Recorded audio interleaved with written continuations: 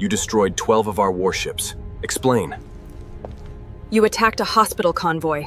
We don't let that go. The prison ship shook as it dropped out of warp above a dead star.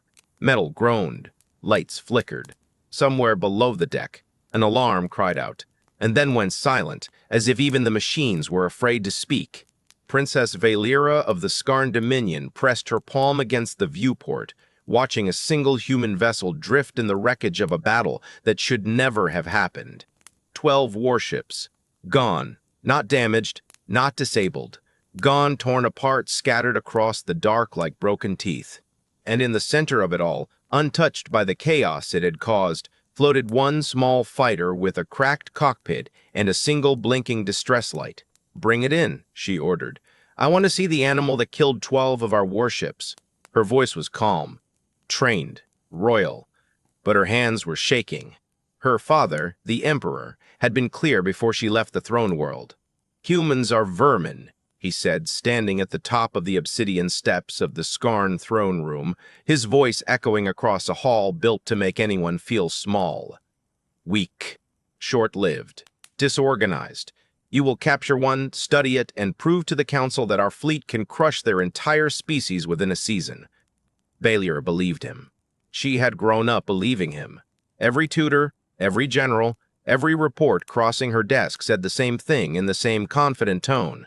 Humans had no shields worth mentioning, no plasma weapons, no hive mind coordination, no discipline. A fractured, squabbling species that had barely left its own solar system before the Dominion found them. An easy conquest, a footnote in the Empire's long history of expansion. So when her soldiers dragged the prisoner onto the deck, she expected something pitiful. Instead, she got Ethan Cole. He was tall, dirt-streaked across a torn flight suit, one arm hanging wrong at the shoulder. Blood dried along his jaw, thick and dark under the ship's cold white lights. He should have been on his knees, broken, begging. Instead, he looked directly into her eyes. "You're the princess," he said, voice rough but steady. "I've heard about you." "You will kneel," a guard barked, striking him across the back with the flat of a plasma rod. He didn't fall. He spat blood onto the deck and smiled. Vaelyra stepped closer, studying him the way she might study a specimen pinned to glass. Up close, she could see the exhaustion behind his eyes, the way his jaw was clenched against pain he refused to show. And still, somehow, there was no fear in him. Not the kind she expected, not the kind her father promised her she would find. "You destroyed 12 ships with 3 fighters," she said. "Explain." "You attacked a hospital convoy," he said. "We don't let that go. They were unarmed. So were the people you killed." The words landed harder than she expected. She had been told the convoy was a weapons cache, ferrying munitions disguised as medical supplies. She had believed it, the way she believed everything her father told her, the way a daughter believes a parent who has never once been questioned. She turned to her advisor, General Draxus, a broad-shouldered Skarn officer with pale, scarred skin and eyes like chipped glass. "Confirm the convoy's cargo manifest," she said quietly. Draxus hesitated. Just for a moment, just long enough for her to notice. "It will be confirmed, Princess," he said. "As command has already stated." That hesitation stayed with her long after the guards dragged Ethan away to a holding cell. Over the following days, she questioned him alone, against her advisor's warnings. Draxus called it reckless. Her personal guard called it dangerous. Vaelyra called it necessary. His name was Ethan Cole. A pilot, not a soldier by trade, he told her, but an engineer who had picked up a weapon because someone had to. He didn't beg. He didn't threaten. Instead, in quiet, unhurried sentences, he told her about Earth's oceans, blue and endless, about a sister waiting for him at home who still didn't know if he was alive, about losing friends in a war he never wanted and never asked for. "If humans are so weak," she asked one night, standing on the far side of a reinforced barrier between them, "why does my father fear you enough to lie to his own daughter?" Ethan met her eyes through the glass. "Because we don't quit," he said. "Not when we're outgunned. Not when we're outgunned. That scares people more than any weapon." She wanted to dismiss it as bravado. But something in the way he said it, flat and certain, without a trace of performance, made the words settle in her chest like a stone. That night, alone in her quarters, she pulled the battle logs from the convoy engagement and studied them frame by frame. 12 ships, 3 fighters. The math should have been impossible. But as she watched the recordings, she began to notice something her father's briefings never mentioned. The human fighters hadn't won through superior firepower. They had won through impossible maneuvers, taking hits that should have destroyed them and continuing to fight, exploiting split-second gaps in the Skarn formation with a kind of precision that felt almost inhuman. Not because they were monsters, because they refused to stop. She thought of Ethan's words. That scares people more than any weapon. For the first time in her life, she began to wonder what else her father had never told her. The next morning, she requested the original convoy manifest from the Dominion archive. It came back sealed, restricted, above her clearance, despite her rank. That, more than anything, told her everything she needed to know. She confronted Draxus in the command corridor, voice low so the passing officers wouldn't hear. Why is a routine cargo manifest sealed above my clearance? Draxus's expression didn't change, but his eyes flicked, just for a moment, toward the nearest surveillance node. Some matters are decided above even your rank, Princess, he said. I would advise you to focus on the prisoner and leave questions of policy to those who understand the larger picture. I am the Emperor's daughter, and he loves you enough to protect you from things that would only trouble you, Draxus said, and walked away before she could respond. Trouble her. The phrase echoed in her mind all day. She returned to the holding cell that evening, and for the first time, she didn't come with questions about weapons or tactics. She came with a different kind of question. Tell me about your sister, she said. Ethan blinked, caught off guard. Her name's Marin, he said slowly. She's 12. She wanted to be a pilot too before all this started. Now she just wants me to come home. And if you don't, then she'll grow up in a world that has to fight without me, he said. That's the part that scares me, not dying. Her growing up thinking dying was the price of freedom and having to pay it herself. Vaelyra was quiet for a long moment. On Skarn, she said finally. Children are told that mercy is weakness, that compassion is a flaw to be trained out of us before we can lead. Do you believe that? She didn't answer, but that night, she didn't sleep. On the 8th day, everything changed. A courier ship arrived from the throne world, carrying new orders, sealed with the Emperor's personal insignia. Vaelyra opened them expecting instructions for further interrogation. Instead, she found an execution order. Ethan Cole was to be publicly executed, broadcast across every Dominion channel as a demonstration of Skarn's strength to a council that had grown nervous after the convoy engagement. A message, her father wrote, to remind the Empire why the Skarn Dominion had never lost a war. Vaelyra read the order 3 times, searching for some alternative interpretation. There wasn't one. She found Draxus waiting outside her quarters, as if he had known the orders were coming before she did. The Emperor believes a public execution will restore confidence, he said. The Council has been asking uncomfortable questions since the convoy incident. This will silence them. By killing an unarmed prisoner, by reminding the galaxy what happens to those who defy us, Draxus said. Princess, I understand your interest in the prisoner, but sentiment cannot be allowed to interfere with Empire. Is that your loyalty speaking, General, or my father's? Something flickered behind his chipped glass eyes. For just a moment, Vaelyra thought she saw doubt there too. But it vanished as quickly as it appeared. They are the same thing, Princess, he said, as they should be for you. That night, she went to see Ethan one final time before the execution. He was sitting against the far wall of his cell, his broken arm now set in a crude splint, his eyes tired but alert. They're gonna kill you tomorrow, she said, broadcast across the Dominion. He didn't flinch, figured that was coming. You're not afraid. I am, he said. But being afraid doesn't mean stopping. You taught me that washing your people, actually. Never seen anyone build an empire this big out of pure fear. The words hit harder than any weapon could have. I looked into the convoy engagement, she said quietly. The reports don't match what actually happened. My father lied about the cargo manifest. He's still lying right now to the council, to me, to everyone. Welcome to the truth, Ethan said. It's not comfortable, but it's better than living in a lie built on someone else's blood. Vaelyra stood there a long moment, the weight of the Empire pressing down on her chest like a physical thing. Why are you telling me this? She asked. You know I could report every word of this conversation. Because I think you already know what you're going to do tomorrow, Ethan said.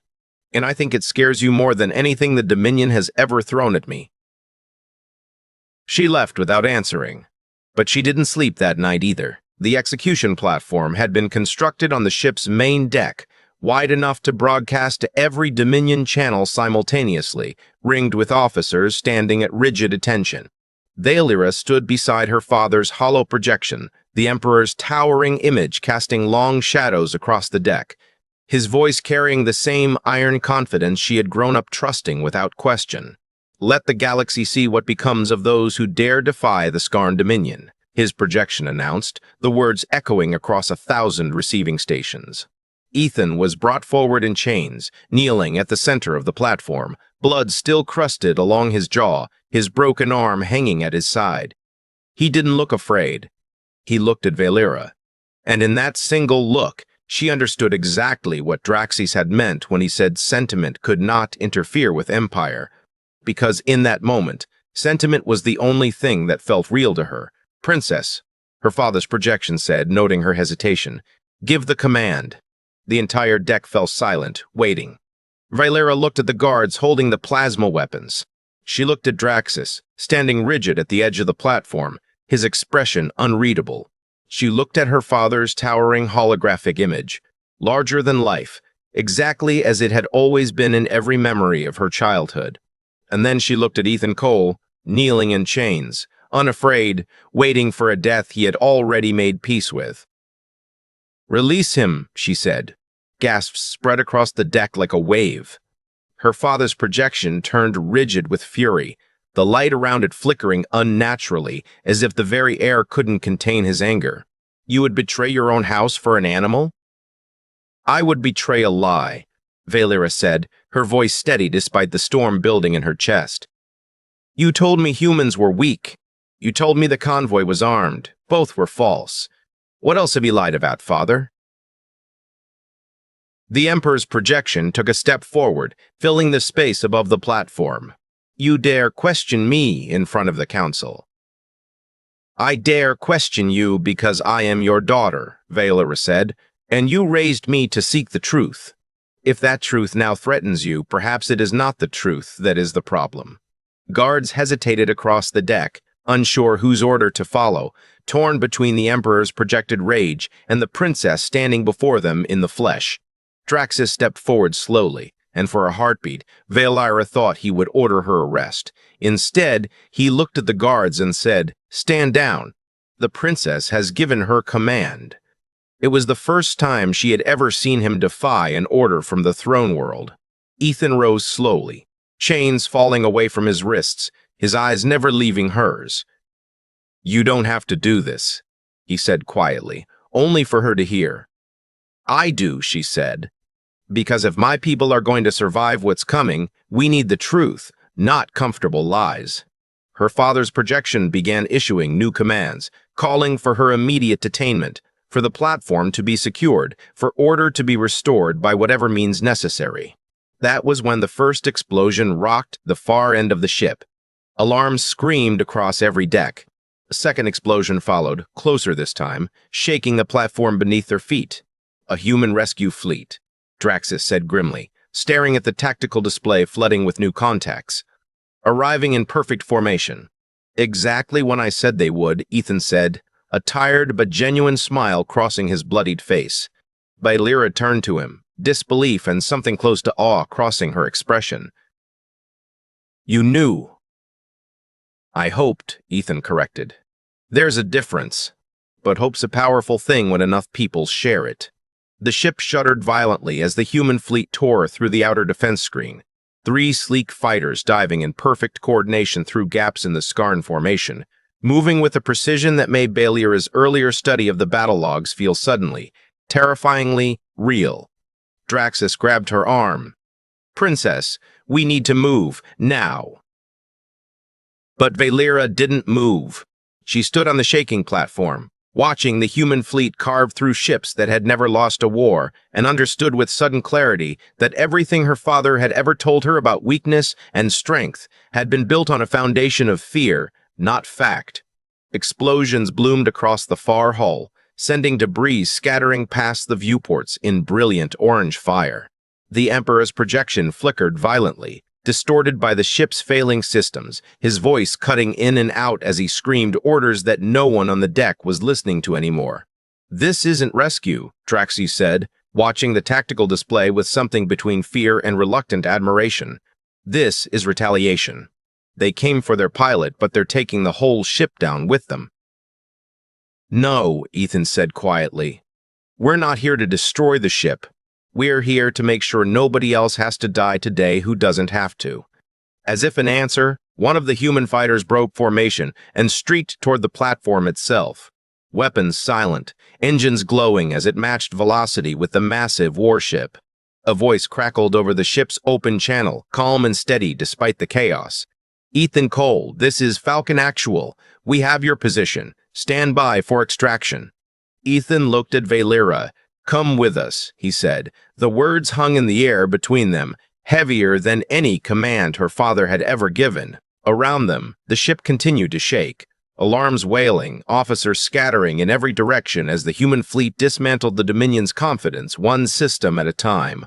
Draxus stood frozen, watching everything he had built his career on collapse in real time.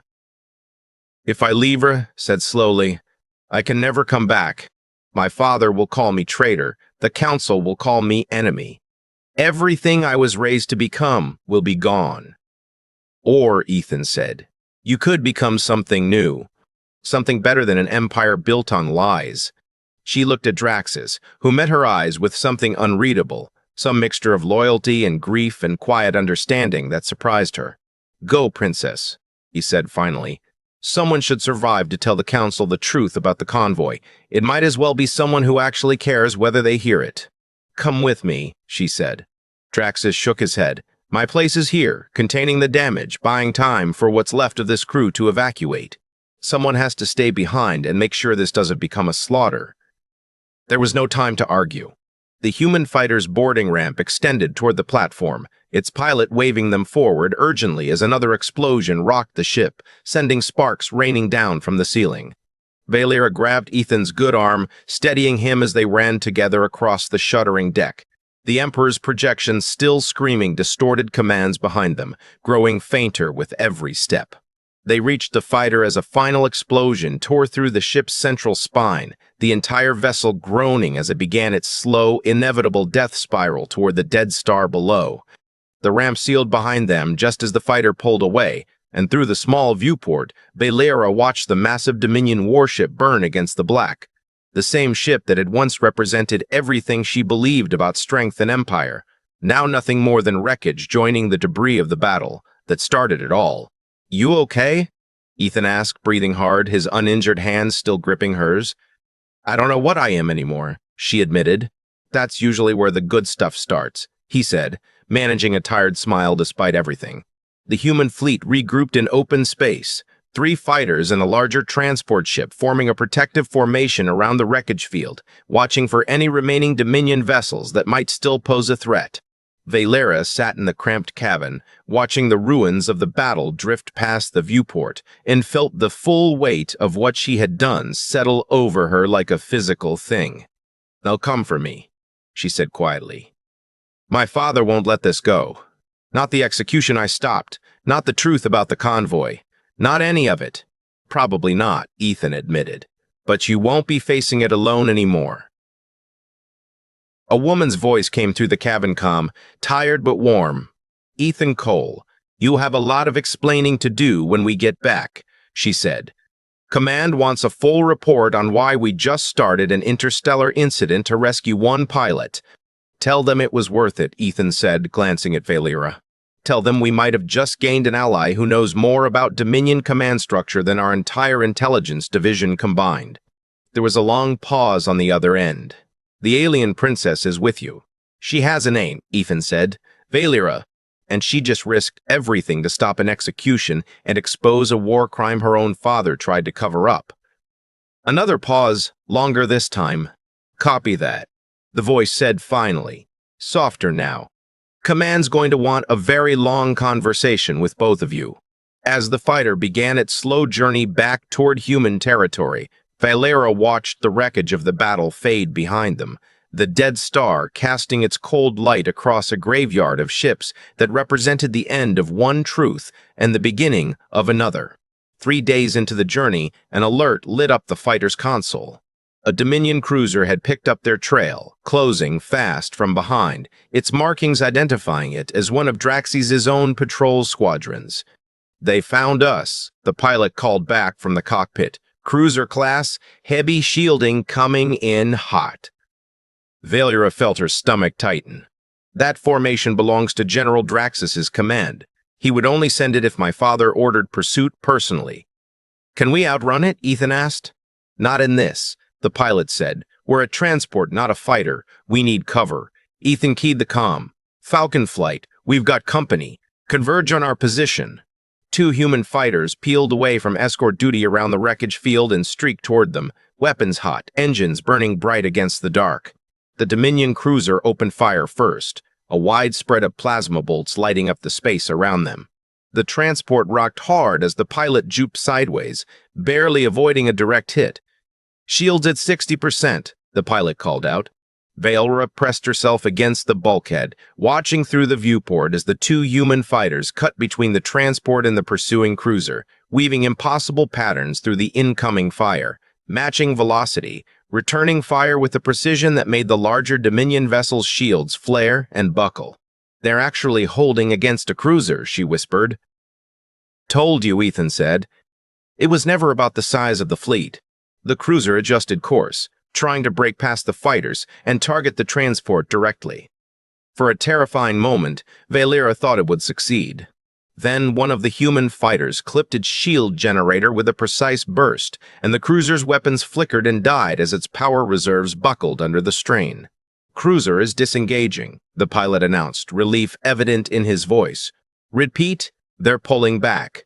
Vaelyra watched the Dominion ship retreat into the dark and felt something shift inside her that she couldn't quite name. Not triumph, not relief, something closer to grief, for an empire that had just tried to kill her rather than hear the truth she carried. "He'll try again," she said quietly. "We'll be ready," Ethan said. "All of us, together." The fighter continued its journey, and slowly, the fear in Vaelyra's chest gave way to something steadier. Resolve. Days later, aboard a human station orbiting a green and blue world unlike anything she had ever seen, Vaelyra stood before a council of her own, this one built not on fear, but on questions she had never been allowed to ask. The chamber was smaller than any Dominion hall, its walls lined with viewports showing the living world below, oceans and clouds swirling in patterns she had only seen in Ethan's descriptions. Officers and diplomats filled the seats, watching her with a mixture of caution and curiosity that felt almost gentle compared to the cold judgment she had grown up under. She told them everything. The convoy, the lies. The empire built on a foundation of manufactured weakness and manufactured fear. An empire that had convinced its own princess that mercy was a flaw to be trained away before it could take root. "Why would your father risk everything to hide the truth about one convoy?" a human admiral asked, her expression sharp but not unkind. "Because the truth would have proven that humanity was never weak," Vaelyra said. "It would have proven the Dominion attacked innocence out of fear, not strength. And fear is the one thing an empire like mine can never admit to feeling.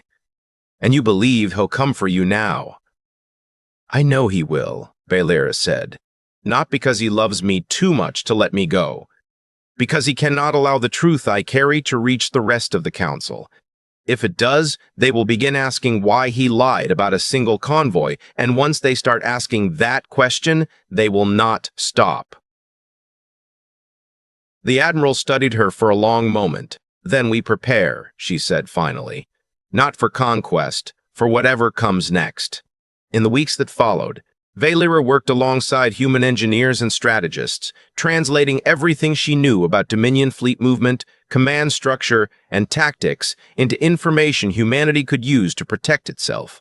She found, to her surprise, that the work suited her in ways her royal training never had. Here, questions were welcomed rather than punished. Here, doubt was treated as the beginning of understanding, not a weakness to be purged. Ethan remained at her side through most of it, his arm slowly healing, his presence a steady anchor in a world that still felt impossibly foreign to her. "Do you regret it?" he asked her one evening, as they watched the sun set over the ocean from the station's observation deck. Gold light scattering across the water below. "No," she said, and meant it. "I regret how long it took me to ask the questions I should have asked years ago, but I do not regret the answer I found." Word of what had happened aboard the Dominion warship began to spread, whispered first among frightened officers and doubtful advisors within the Empire, then louder, carried by encrypted channels and quiet rebellions among Skarn officers who had also begun to question the lies they had been raised on.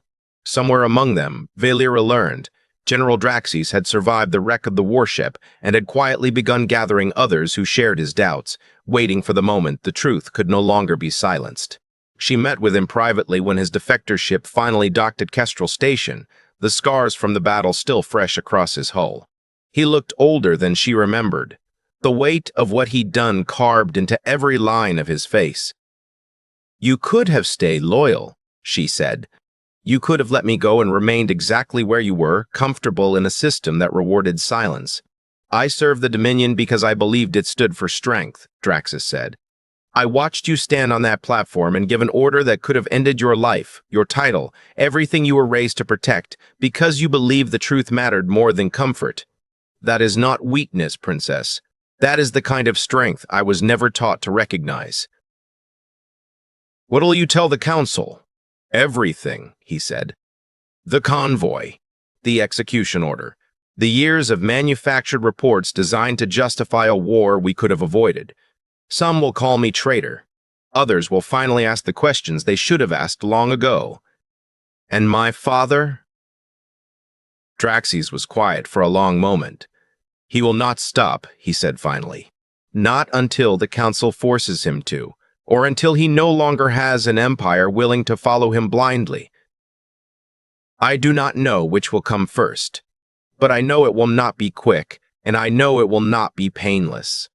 Vaelyra nodded slowly, feeling the truth of his words settle over her like a familiar weight. "Then we prepare for a long fight," she said. "Not a single battle. A change that will take years, maybe longer." "Yes," Draxes said, "but it begins with people willing to ask the question you asked first. What else have you lied about, Father?" I suspect that question will outlive both of us, echoing through every hall in the Dominion until it can no longer be ignored. In the months that followed, the alliance between the human fleet and the growing number of Dominion defectors slowly reshaped the balance of power across the sector. Vaelyra found herself in rooms she never could have imagined standing in a year before, seated not at the head of a throne, but at a long table crowded with human diplomats, defected Skarn officers, and representatives from smaller species who had lived for generations under the quiet threat of Dominion expansion. "Your father still commands the loyalty of most of the fleet," one of the diplomats said during a tense session, weeks after the battle at Kestrel Station. "What makes you certain more will defect?" "Because I did," Vaelyra said simply. "I was raised inside the most protected position in the entire Empire, given every reason to believe the lies I was told. If the truth could reach me, it can reach anyone. And if it doesn't reach enough of them in time, then we keep telling it," she said. "Louder and to more people, until it does." Ethan, seated beside her, reached over and took her hand beneath the table, a small, steady gesture that grounded her more than any argument could have. Word continued to spread. Officers who had once repeated Dominion propaganda without question began quietly requesting the original convoy records, comparing them against the official reports they had been given for years. Some were reassigned. Some disappeared entirely, swallowed by a system desperate to protect its own foundation. But others began speaking up, first in whispers, then in open defiance, until the Emperor could no longer silence every voice questioning the empire he had built. The Emperor's response, when it finally came, was not a broadcast. The Emperor, for his part, doubled down. New broadcasts painted his daughter as a traitor, seduced and corrupted by a lesser species, a cautionary tale to be repeated across every Dominion world. But the story didn't land the way it once might have. Too many officers had seen the battle logs. Too many had begun to wonder why a fleet of 12 warships had truly fallen to 3 fighters, and why the official story about the convoy never quite matched the wreckage patterns their own sensors had recorded. The Emperor's response, when it finally came, was not a broadcast. It was a fleet. 40 Dominion warships docked out of warp at the edge of the human colony world of Kestrel Station, their arrival lighting up every sensor grid across the sector. At the head of the formation flew a flagship unlike anything Vaelyra had seen before, its hull black as the space around it, its markings unmistakably her father's own. "He's not here to negotiate," she said, watching the tactical display fill with red contacts. "He's here to erase the evidence. Me, the station, anyone who knows the truth." "Then we don't let him," Ethan said. The human defense fleet scrambled from every dock across the sector, dozens of fighters and a handful of cruisers forming up against a force that outnumbered them nearly 3-1. Vaelyra stood on the command deck of the lead cruiser beside Admiral Reyes, the same officer who had first questioned her weeks before, now watching the same tactical display with a grim, focused calm. "Your father's fleet is bigger," Reyes said, "but bigger isn't always better. You taught us that yourself, going through those battle logs." "He knows that too," Vaelyra said, "which is why he brought 40 ships instead of 12. He isn't leaving anything to chance this time." The first wave of Dominion fighters broke from the formation, screaming toward the station's outer defenses. Human interceptors rose to meet them, and the sky above Kestrel Station erupted into fire. Vaelyra watched the battle unfold across a dozen camera feeds, her stomach tightening with every explosion. She recognized Skarn tactics in every maneuver, formations she had studied since childhood, weaknesses she now understood better than the officers flying against them. "There," she said, pointing to a gap forming in the Dominion left flank as 2 of their carriers overextended. "Your fighters can cut through there. That formation always leaves that seam open for exactly 4 seconds before it corrects." Reyes relayed the coordinates immediately, and moments later, a squadron of human fighters punched through the gap, scattering the Dominion formation from the inside. "It's working," Reyes said, disbelief and hope mixing in her voice. But the Emperor's flagship had not yet entered the fight. It hung back, massive and silent, waiting. Then it moved. The flagship's forward batteries lit up the black, unleashing a bombardment aimed directly at Kestrel Station's primary reactor core, a single devastating strike meant to end the battle in one blow. "Shields won't hold against that," Reyes said, voice tight. "We need to intercept." Ethan was already moving toward the fighter bay before she finished speaking. "Ethan, wait." Vaelyra started. "There's no time," he said, turning back only long enough to meet her eyes. "Someone has to draw that shot away from the station. I know that ship's targeting patterns better than anyone else here. I was on the other end of them once, remember?" She wanted to argue. She wanted to tell him it was too dangerous, that she couldn't lose the one person who had shown her the truth she'd spent her whole life searching for without knowing it. Instead, she said, "Then I'm flying with you. Vaelyra, I know Dominion targeting protocols better than anyone in this system," she said. "You need someone who can predict exactly where that flagship will aim next." "That's me." He didn't argue further. There wasn't time. They launched together in a 2-seat interceptor, streaking out from the station toward the looming shadow of the Emperor's flagship, alarms blaring around them as the ship's massive cannons tracked toward the station's reactor core. 30 seconds to firing solution," Ethan called out, hands steady on the controls despite the chaos around them. "Bank left, now," Vaelyra said, watching the targeting array shift on her display. "He's compensating for a direct approach. He won't expect an angle from the dorsal side." Ethan banked hard, and the fighter cut across the flagship's upper hull, weapons blazing against its point defense turrets. The flagship's main cannon fired, but the shot went wide, clipping only the edge of the station's outer shield instead of the reactor core, thanks to the split-second disruption Vaelyra and Ethan had bought with their reckless run across its hull. Direct hit on their targeting array, Ethan shouted, as sparks and debris scattered from the flagship's upper deck. The Emperor's voice crackled across every open channel a moment later, distorted with fury. Vaelyra, you would fire on your own father's ship. I would stop you from committing a slaughter, she answered, her voice steady despite the chaos surrounding her. You taught me strength was measured in fear, father.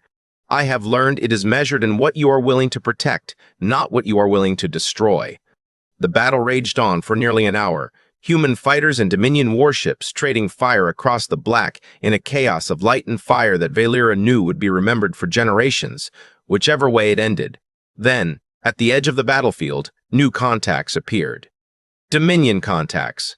But they were not firing on the humans. They were firing on the Emperor's flagship. General Draxus. Vaelyra breathed, watching the new arrivals cut into her father's formation from behind. He came. Draxus's voice came through moments later, grim and steady across every channel. This ends now, Your Majesty, he said, addressing the Emperor directly. Too many officers have seen the wreckage from Kestrel and the convoy both. Too many of us know the difference between the truth and the story we were given. I will not spend another life defending a lie. The Emperor's flagship, caught between two fronts and its targeting systems crippled, began a slow retreat, its remaining escort ships following in a ragged, broken formation. It was not surrender. Vaelyra knew her father would never call it that. But it was withdrawal, and for the first time in the Empire's long history, that word alone would echo louder across the Dominion than any victory ever had. As the last Dominion ships vanished into warp, the human fleet held formation around Kestrel Station, battered but intact, the wreckage of the battle drifting silently around them like scattered stars. Vaelyra brought the interceptor back down onto the station's flight deck, hands trembling now that the adrenaline had begun to fade. Ethan powered down the engines beside her, and for a long moment, neither of them spoke. We held, he finally said. We held, she echoed, disbelief and exhaustion and something like joy tangled together in her voice. On the deck below, a young girl broke through the gathering crowd of relieved officers and technicians, running straight for Ethan the moment the canopy opened. Ethan! Merrin! His voice cracked with surprise as his sister collided into him, arms wrapped tight around his neck. What are you doing here? You're supposed to be back on Earth. Command evacuated civilians here when the fleet mobilized, she said, pulling back just enough to look at him, tears streaking down her face. I wasn't going to sit at home not knowing if you were alive again, not after last time. Vaelyra watched the two of them, an ache rising in her chest that had nothing to do with the battle and everything to do with a kind of love she had never been permitted to witness growing up. Open and unguarded and entirely without fear. Merrin turned to her, wiping her eyes. You're her, the princess. Vaelyra, she said gently. Ethan talked about you in every letter he managed to send, Merrin said. Said you were the bravest person he'd ever met, alien or not.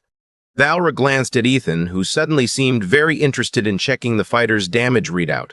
Did he now? She said, a small smile breaking through the exhaustion for the first time in what felt like years. 6 months after the execution that never happened, the first Dominion defector ships arrived at the edge of human space, carrying officers who had chosen truth over empire, doubt over blind obedience. Vaelyra stood on the observation deck with Ethan beside her, watching the ships approach, feeling the strange, fragile weight of hope settle over her chest. It's starting, she said quietly. It already started, Ethan said. The moment you looked at a beaten prisoner and asked a question instead of following an order. She thought of her father's voice, echoing through the throne room of her childhood. Humans are vermin, weak, short-lived, disorganized. She had been warned humans were weak. She had been warned they were beneath her notice, an insignificant species destined to fall before the might of the Skarn Dominion within a single season, standing beside Ethan Cole as the first defector ship settled into orbit. carrying with them the fragile beginning of a rebellion built on truth instead of fear. She finally understood the real danger of humanity was never their weapons, never their fighters, never their fleets. It was that they could make even an alien princess believe in something greater than an empire. And that belief, small and quiet as it had been in a prison cell above a dead star, was already spreading through the darkness between the stars, one honest question at a time. That night, long after the defector ships had settled into orbit and the station's corridors had finally gone quiet, Vaelyra stood alone on the observation deck, watching the reflected light of 100 distant hulls shimmer against the dark. It was strange, she thought, how different the same stars looked now than they had from the deck of a Dominion warship. Not because the stars themselves had changed, but because she finally understood what she was looking at when she looked at them. Footsteps approached behind her, familiar and unhurried. "Can't sleep either?" Ethan asked, coming to stand beside her at the viewport. "Too much to think about," she admitted. "A year ago, I would have called everyone on those defector ships traitors. Now I am the reason they had the courage to become one. Does that scare you?" "Terrifies me," she said honestly, "but less than the alternative. Living the rest of my life defending a lie I finally understood was never true." Ethan was quiet for a moment, watching the same stars she was. "My grandfather used to tell me something before he passed," he said. "He said the bravest thing a person can ever do isn't fighting an enemy. It's questioning the people who raised them, when questioning them means losing everything familiar." He sounds like he understood more than most generals I grew up around. "He was a farmer," Ethan said, smiling faintly, "never held a rank in his life. But he understood people better than anyone I've ever met." Vaelyra let out a soft laugh, the tension of the day finally beginning to ease from her shoulders. "On Skarn," she said, "we are taught that legacies are built through conquest, through fear, through the number of worlds bent beneath an empire's will. I wonder now what my father truly built, in the end. An empire feared by everyone, trusted by no one, including his own daughter." "You get to build something different," Ethan said. "That's the part nobody can take away from you now." She turned to look at him, the weight of everything they had survived together settling into something quieter, steadier, something that felt, for the first time in her life, like home. "Then let's build it," she said, "together." Below them, the lights of Kestrel Station glittered against the dark, like a promise not yet fully kept, but no longer impossible either. Somewhere beyond the reach of any fleet, on 100 worlds, still unaware of what had changed, the first quiet ripples of a rebellion built on truth instead of fear continued to spread, carried forward by officers who had finally found the courage to ask the one question an empire built on lies could never survive. "What else have you lied about?" It was a question that had begun in a single prison cell, spoken by an alien princess to a wounded human pilot she had been ordered to hate, and it would not stop until it reached every last corner of the galaxy. It would change everything.